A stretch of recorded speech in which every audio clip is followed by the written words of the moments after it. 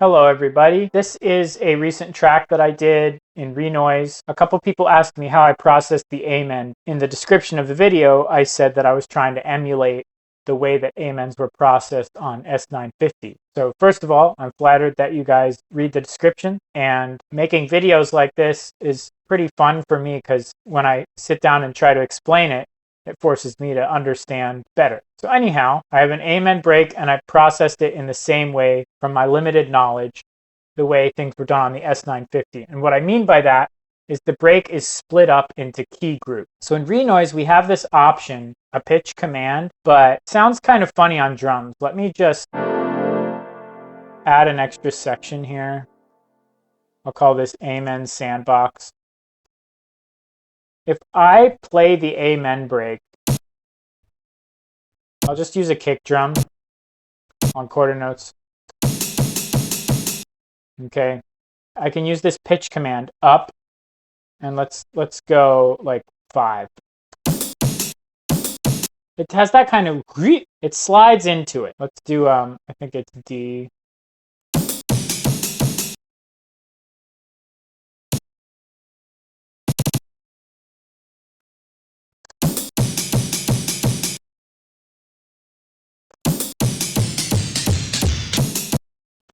It kind of slides around. I'll play that example again.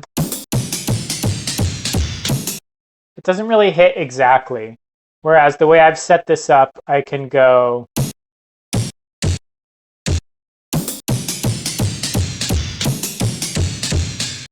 It's a subtle difference. Maybe it'll be more noticeable with the snare drum. And then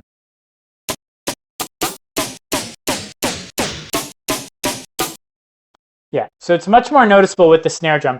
You hear the pitch continues to slide. It's a subtle difference, but it was driving me nuts for a while. Let's listen to that one more time. You'll see when I use the up and down command, it sounds like this swooshy sound, which it can be really useful for like bass falls or stuff like that.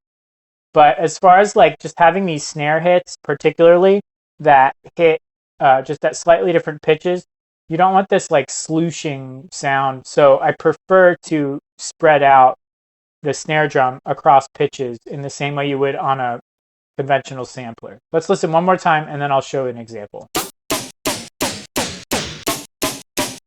Okay, so that was what, 5 hits, 6 of the using the command, and then 4 more of the way I did it, the quote-unquote S950 style, which is really just traditional sampler style. So here's the drum set, and you can listen to the track. I'll link it below. Here is the drum kit that I built, which I just took the amen. Let's look at the waveform here. Here's the amen.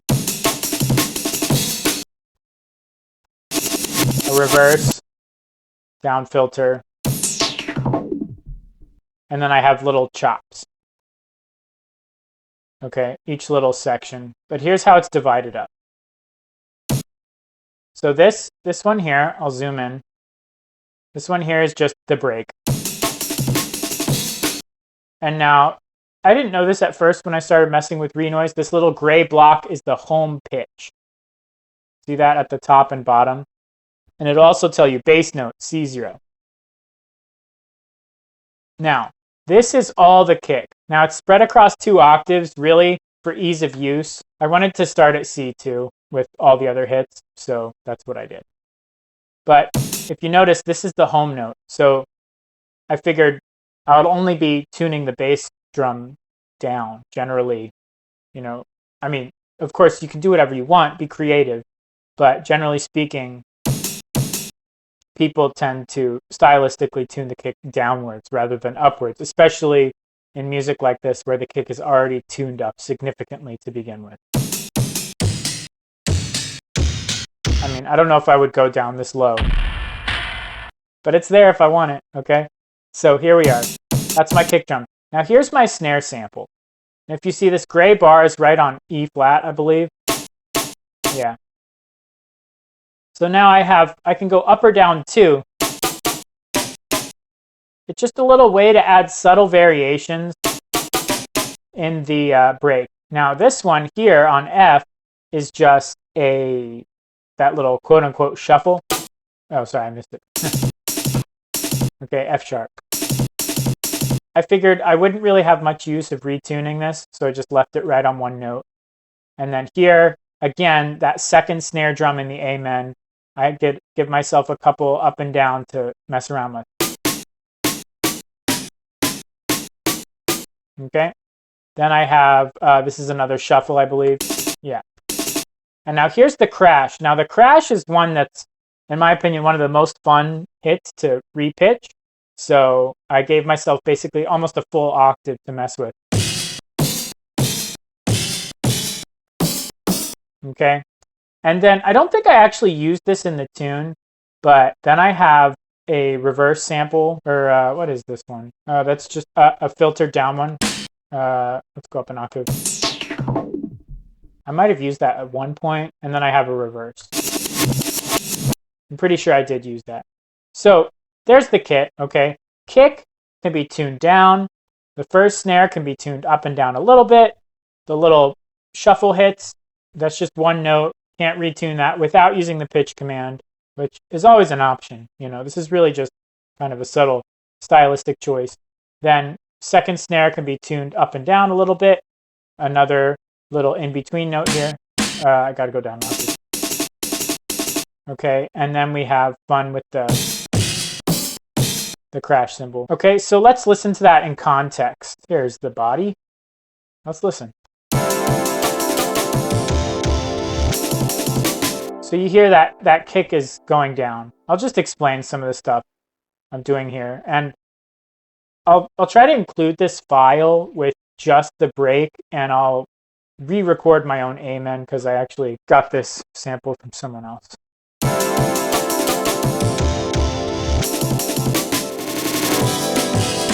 Okay, so I said I was going to explain, didn't I? Okay, the snare is moving around. You can see E, F sharp. It's just getting pitched around a little.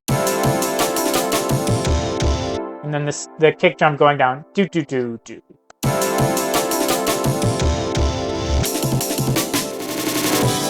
That's just a roll, okay? And with increasing velocity, that's not really a s950 thing, although you can, of course, do it on there, but just...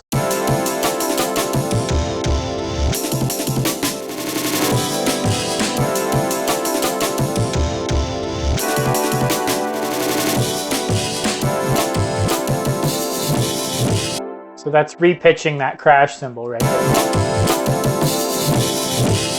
And these little backwards commands is actually something people did on the s950 as well. So, but you would just program it into the sample. You wouldn't use a command in a tracker. It would be the loop function, reverse, play it forwards and backwards.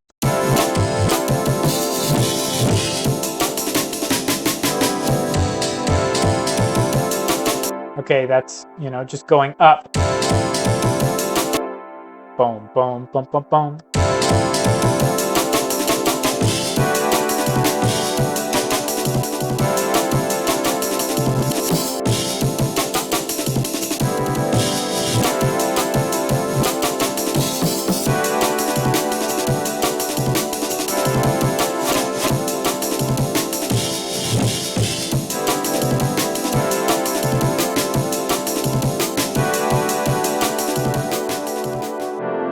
All right, so that's pretty much it. You know, what I really love about drum and bass music is that the drums are constantly moving. It's not just like a steady boom, get, you know, like a lot of music where the backbeat is always on 2 and 4. The drums kind of dance around, move in unpredictable ways, and, you know, repitching these hits is just another way of adding variations in movement and motivic development. You think of the drums almost as a melodic instrument, which, you know, coming from a jazz background, you give the drummer like 4 slashes per bar and just say, you know, wing it, which leaves lots of space for interpretation and can be very fun.